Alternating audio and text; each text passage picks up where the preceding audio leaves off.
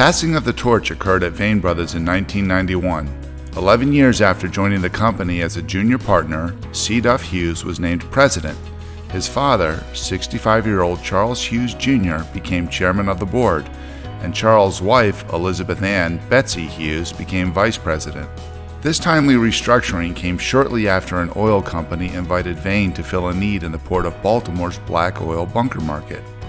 An existing bunkering operation was in the process of halting its service in Baltimore.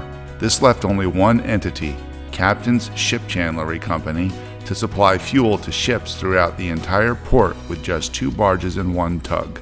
Vane Brothers accepted the oil company's invitation and in the late 1980s purchased its first 2 15,000-barrel equivalent black oil bunker barges. Both barges were double-hulled, meaning they had 2 layers of steel separated by a void of approximately 4.5 feet.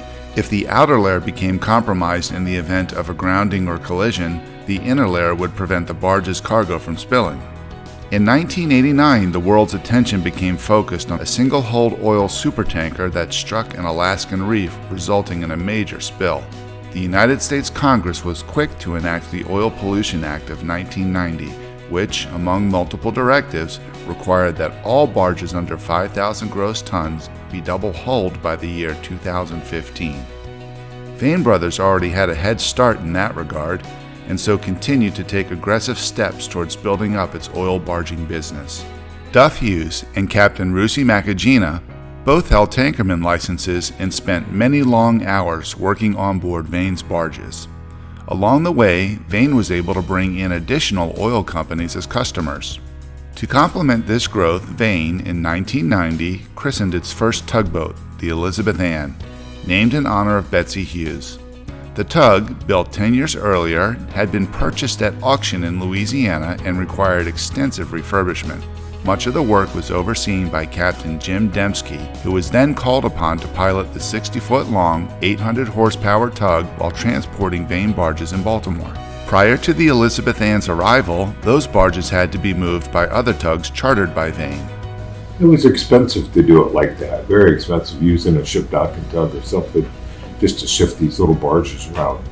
And it was a great idea to save money, and it was a good first step to get us going in the tugboat end of it too. Later in 1990, Vane purchased the Captain's Ship Chandlery Company and also brought on board that company's owners, Jim and Tom Payne, both of whom were experienced tankermen and licensed captains. Now Vane's bunkering business was poised to expand further, even growing beyond the Port of Baltimore's borders. In response to another oil company query, Duff entered the Port of Philadelphia with a 12,000-barrel bunker barge in the tug Captain Jim. The 2 main bunker and transport companies already doing business in Philadelphia retreated in the face of this new competition. Duff next led Vane Brothers into Norfolk, Virginia in 1992. The purchase of 2 marine transport companies there added multiple tugs and barges to the Vane fleet and further established the company as a major marine transportation provider along much of the U.S. East Coast.